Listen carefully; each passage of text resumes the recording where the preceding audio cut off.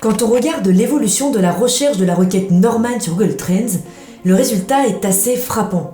C'est la chute. Une chute longue et sans appel. Alors, qu'est-ce qu'on peut tirer comme conclusion? Norman est-il un youtubeur dépassé? C'est ce qu'on va voir dans cette vidéo. Aujourd'hui, je lance un nouveau format sur ma chaîne qui s'appelle Génération YouTube. Ce qu'il faut savoir, c'est que dans mon métier actuel, je suis amené à analyser des vidéos, des youtubeurs, des secteurs, des manières de communiquer, bref, plein de choses autour de YouTube et de son évolution. Du coup, je me suis dit que ce serait intéressant de vous partager mon point de vue sur les personnes qui ont participé à l'histoire et à la culture de YouTube. Dans ce format, je vais donc analyser des chaînes comme je peux le faire dans mon agence. Pour le premier épisode, quoi de mieux que de se pencher sur le cas de Norman, qui a été pendant longtemps le premier youtubeur français et qui est un des pionniers de la plateforme. Norman, il lance sa chaîne YouTube le 4 janvier 2011. À cette époque, le Nyan Cat n'existait pas encore et la vidéo la plus vue au monde, c'était un remix musical d'un Américain qui racontait l'agression de sa sœur. Obviously, we have a rapist in Lincoln Park. He's climbing in your windows, he's snatching your people up. Ok, donc on est en 2011, Norman il a 24 ans, il débarque sur YouTube, mais c'est pas vraiment un coup d'essai. Parce que comme quasi tout le monde le sait, il a été pendant 5 ans sur Dailymotion avant, avec le Velcro. Le nom de sa chaîne est super simple, il reprend son nom, mais il ne met pas son nom de famille. En partie pour garder un certain anonymat, parce qu'à l'époque c'est vrai qu'Internet ça fait presque peur. Ceux qui sont nés avant les années 2000 doivent s'en rappeler de cette espèce de flou qu'il y avait autour de nos données et de leur protection sur Internet. Alors qu'aujourd'hui on sait très bien que les grosses entreprises récupèrent toutes nos données et que l'anonymat n'existe pas. C'est beaucoup plus simple. Sur sa chaîne, sa première vidéo, c'est sur les cours de ping-pong. Je sais pas pourquoi dès que je montre cette photo à des gens, ils ont toujours la même réaction. Enfin, c'est bizarre parce que quand j'étais petit, on ne faisait pas ça quoi. Il est où ton gosse? Bah putain la sale gueule! Ce qui est assez intéressant sur cette première vidéo, c'est qu'on a quand même tous les ingrédients qui vont composer les codes YouTube sur toutes les années à venir. Le face caméra très proche du visage, un montage avec beaucoup de cuts de plans, une musique plutôt présente en fond, des mises en scène courtes. Bon après on n'a pas d'intro, pas de conclusion non plus avec aucune incitation à l'abonnement et une qualité de caméra très discutable. Il faut savoir que cette vidéo est une impro totale, ça se voit qu'il a pas du tout réfléchi à une quelconque stratégie. Je veux dire, personne pensait qu'on pouvait vraiment vivre de YouTube à cette époque. Il a juste balancé sa vidéo sur la plateforme sans vraiment attendre de retour ou d'être suivi, juste parce qu'il en avait envie. Pour une première vidéo, c'est vraiment loin d'être mauvais. Après, il a fait une école de cinéma, il a été monteur, donc c'est vrai qu'il partait pas de rien non plus. À partir de là, il va sortir d'autres vidéos du même style sur un laps de temps très court, jusqu'à sa vidéo Devenir adulte, sortie le 11 janvier 2011, donc une semaine après. Cette vidéo, elle marque un peu le début du Norman qu'on a connu pendant des années. On a l'apparition du gimmick qui a participé à son succès, le fameux faux, mais aussi on observe un montage plus travaillé avec différents plans dans plusieurs lieux, des bruitages, des déguisements sommaires. Ce qui est marrant, c'est qu'à la fin de cette vidéo, il dirige vers sa nouvelle page Facebook. Il demande toujours aucune interaction à faire sur YouTube. C'est-à-dire qu'à ce moment-là, YouTube est un canal qui lui permet de gagner des fans sur Facebook, qui est sa priorité. L'année 2011, ça va vraiment être son année. Sur les 10 vidéos les plus vues de l'année 2011, 7 de ses vidéos sont présentes. Le mec occupe les 3/4 du classement. En fait, tout s'est passé très vite pour lui. En 6 mois à peu près, il a dominé le YouTube français. Alors pour moi, il y a plusieurs raisons à ce succès. Déjà, c'est un précurseur. Il fait de l'humour accessible auquel on peut s'identifier. D'ailleurs, sur son à-propos, il y avait écrit la vie, la vraie. Norman, c'est ton pote un peu flegmatique, à qui il arrive rien de fou, mais qui arrive toujours à le raconter d'une manière super marrante. Ensuite, il propose du contenu que l'on peut consommer rapidement. En 2011, ses vidéos font entre 1 minute 54 et 4 minutes 58. Le fait que les vidéos soient aussi courtes, ça augmente ce qu'on appelle le nombre de vues par spectateur unique. C'est un indicateur traqué par YouTube qui mesure le nombre de vidéos d'une même chaîne regardées par chaque spectateur. Vu que les vidéos sont courtes, ils en regardent pas mal à la suite, mais surtout, ils peuvent les envoyer par mail.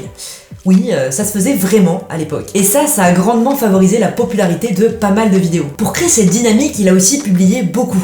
25 vidéos en une année, ce qui fait environ 2 vidéos par mois. En 2011, il y avait beaucoup moins de vidéos publiées chaque mois sur la plateforme en général, donc poster beaucoup, ça lui a permis de se faire remarquer plus vite, dans un YouTube où c'était surtout les clips de musique qui récoltaient le plus de vues. Fin 2011, il a donc 315 000 abonnés et il a fait 57 millions de vues. Ce qui est vraiment considérable pour l'époque. Sur les années suivantes, il va continuer sur sa lancée en affinant le style de ce qu'on appelle désormais les podcasts. C'est à peu près toujours le même principe, la même durée, le même ton. Il va ensuite légèrement s'initier au vlog en 2015 alors qu'il fait un tour du monde sponsorisé par Crunch. C'est d'ailleurs un des premiers partenariats de YouTube. Là, les vidéos sont légèrement plus longues mais ça reste son style. Le montage est très rapide avec une sorte d'enchaînement de séquences marrantes sans trop de contextualisation. Pour le coup, c'est pas du tout ce qui se fait sur les vlogs aujourd'hui. C'est un peu même frustrant à regarder parce qu'il y avait matière à faire des vidéos plus longues et plus personnelles. Là où il y a vraiment une grosse prise de risque, ça a été sur les chansons Luigi Clash Mario et Assassin des Templiers.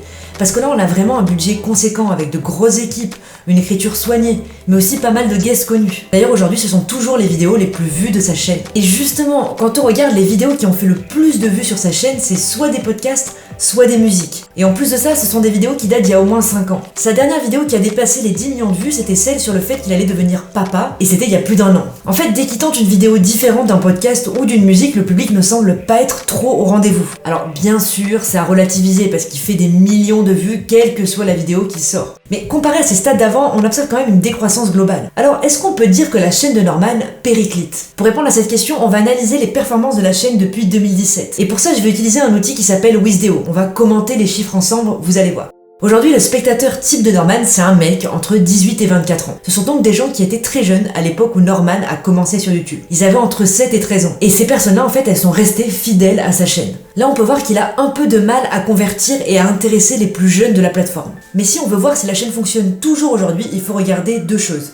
Les abonnés et les vues. Concernant les vues, là sa chaîne a dépassé les 2,5 milliards de vues. C'est absolument énorme. Mais quand on regarde le nombre de vues qu'il a fait par année, on observe un net ralentissement. 495 millions de vues en 2017, 301 millions de vues en 2018 et 269 millions de vues en 2019. Et là vous allez me dire, bah oui mais Clémence il fait moins de vidéos, c'est normal. Et je vous dirais oui, mais non. Parce que les vidéos qu'il a faites les années précédentes, bah elles disparaissent pas. Elles engrangent toujours des vues chaque mois. Et j'irai même plus loin, ce sont elles qui portent la chaîne. Si on regarde les vidéos qui ont fait le plus de vues, il n'y en a pas une qui date d'après 2017. Et c'est assez symptomatique d'un contenu qui vieillit et qui attire plus par nostalgie que par réel attrait. Alors, attention, ça paraît très dur ce que je dis là, mais faut pas oublier que si ces contenus font encore autant de vues, c'est qu'ils étaient très bons à l'époque et qu'ils le sont toujours aujourd'hui. Mais ça confirme ce qu'on disait tout à l'heure, les nouvelles vidéos attirent moins que celles publiées entre 2013 et 2017. Et non seulement elles attirent moins, mais elles rapportent également moins d'abonnés. C'est le deuxième indicateur qui nous pousse à croire à cette décélération de la chaîne. En 2018, il a gagné la moitié des abonnés qu'il avait gagné en 2017, et en 2019, pareil, à peu près la moitié de 2018. Alors dans ce cas-là, pour pas être influencé par le nombre de vues, on calcule ce qu'on appelle un taux d'abonnement. C'est-à-dire le nombre d'abonnés sur le nombre de vues. Cet indicateur, il mesure la capacité de la chaîne à convertir des spectateurs en abonnés. Et là aussi, on perd 0,1% chaque année. Vous allez me dire, ouais, 0,1%, c'est pas beaucoup. Bah si, parce que ça veut dire que non seulement il fait moins de vues, mais qu'en plus ce sont des vues moins qualifiées. Et ça, on peut l'expliquer par un facteur tout simple. Ce sont les anciennes vidéos qui font des vues. Or, les gens, ils se sont déjà abonnés il y a longtemps. Et ceux qui sont pas abonnés ne sont tout simplement pas convaincus par les nouveaux formats. Alors, je peux pas avoir accès à ce KPI. Mais si on regardait le pourcentage d'abonnés qui regardent les nouvelles vidéos de 2020, je suis sûr qu'il serait énorme. Ces vidéos-là, elles arrivent pas à aller chercher de nouvelles personnes. Et en particulier, comme on l'a vu tout à l'heure, les plus jeunes. Alors du coup, on arrive à cette conclusion. Ce seraient les contenus publiés par Norman aujourd'hui qui ne seraient pas bons. Mais pourquoi? Là, on arrive à une partie très subjective qui va se baser sur mon expérience, mes observations et les conclusions que j'ai pu en tirer. Alors avant d'aller plus loin, soyez prêts, abonnez-vous à ma chaîne, ça n'a absolument aucun rapport, mais c'est important que je vous le dise. Pour bien comprendre ce qui s'est passé, il faut se rappeler ce qui plaisait au public de Norman.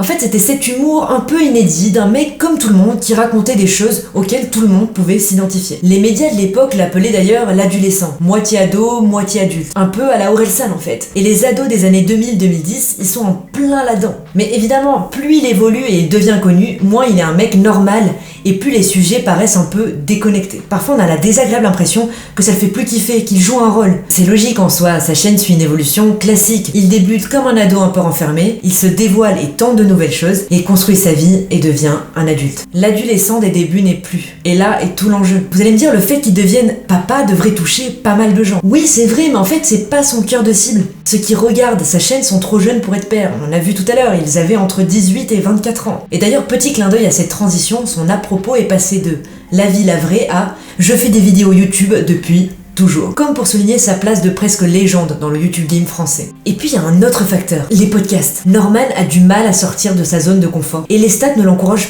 pas du tout. Dès qu'il sort quelque chose qui ressemble à son style originel et qui s'apparente à ce qu'il a fait connaître, il fait tout de suite beaucoup plus de vues. Alors pourquoi il devrait s'emmerder à imaginer d'autres concepts plus compliqués à produire si des podcasts simples lui rapportent beaucoup plus de vues? Surtout que même s'il arrête tout d'un coup de faire des vidéos, sa chaîne continuera à faire des vues et lui rapportera de l'argent tous les mois. Oui, son catalogue de vidéos a vieilli, mais sa façon de communiquer à l'époque est intemporelle, car elle touche encore les gens. Et en ça, les vidéos répondent toujours à leur fonction de divertissement. Et ça, il y a peu de youtubeurs qui peuvent se targuer d'avoir autant de vidéos iconiques que Norman. Et puis malgré une baisse des vues, son taux d'engagement par vidéo, il est toujours très très haut. Norman, en fait, il a une base de fans qui le suit depuis ses débuts et qui lui est fidèle. Sa chaîne va alors peut-être faire l'inverse de ce qu'on observe habituellement. C'est vrai que la plupart des youtubeurs, ils partent d'une communication de niche avec un concept fort, et puis ils se diversifient une fois qu'ils deviennent connus. Norman, lui, il a toujours été grand public, et il a toujours été fidèle à lui-même. Parfois outrance, mais on peut pas lui reprocher d'avoir continué à faire ce que les gens voulaient voir. Et ça pose une question. Et si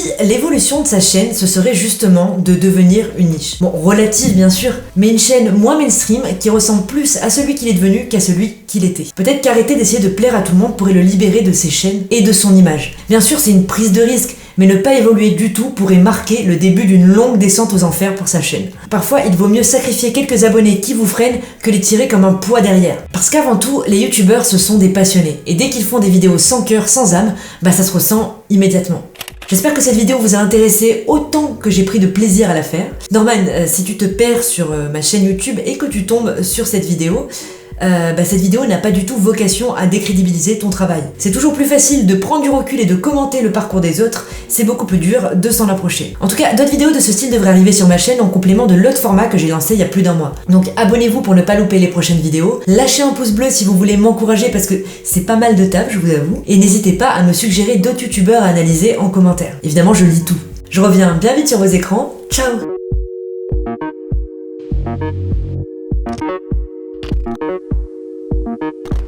Thank you.